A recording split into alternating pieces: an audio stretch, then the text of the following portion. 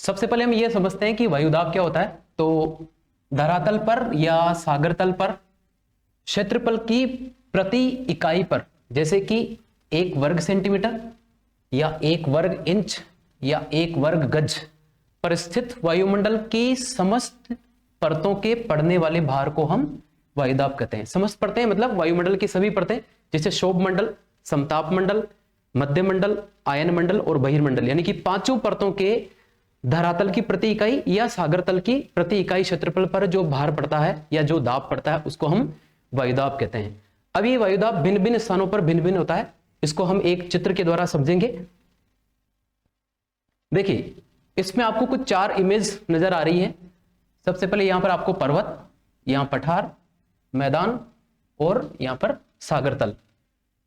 सर्वाधिक जो वायुदाब है वो सागर तल पर होता है, जो अगर इसको हम मिलीबार में देखना चाहें तो वो 1013.25 मिलीबार होता है।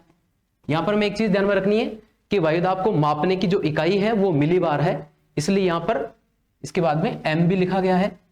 या इसको अगर हम एक पारद वायुदाब मापी की सहायता से मापते हैं, जिस वायुदाब मापी में पारा भरा जाता है, तो उसमें पारे की जो ऊंचाई है अगर आप उसको इंच में मापना चाहो तो 29.92 इंच पारे की ऊंचाई होगी।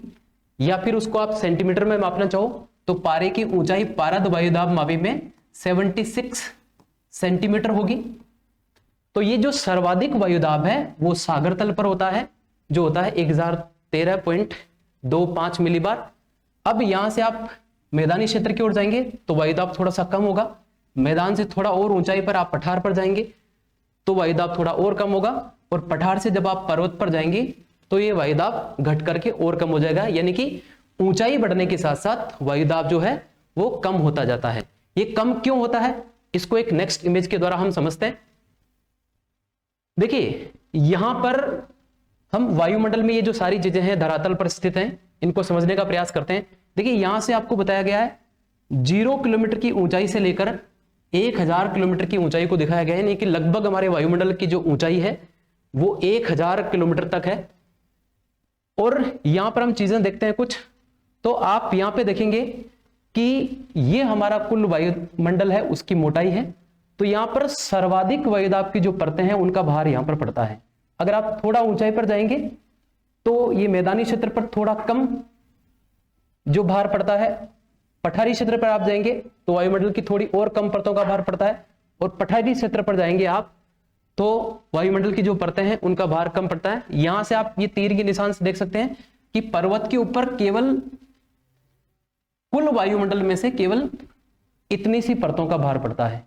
पठार पर ये थोड़ा बढ़कर के ज्यादा हो जाएगा और मैदानी क्षेत्र पर ये थोड़ा और ज्यादा हो जाएगा।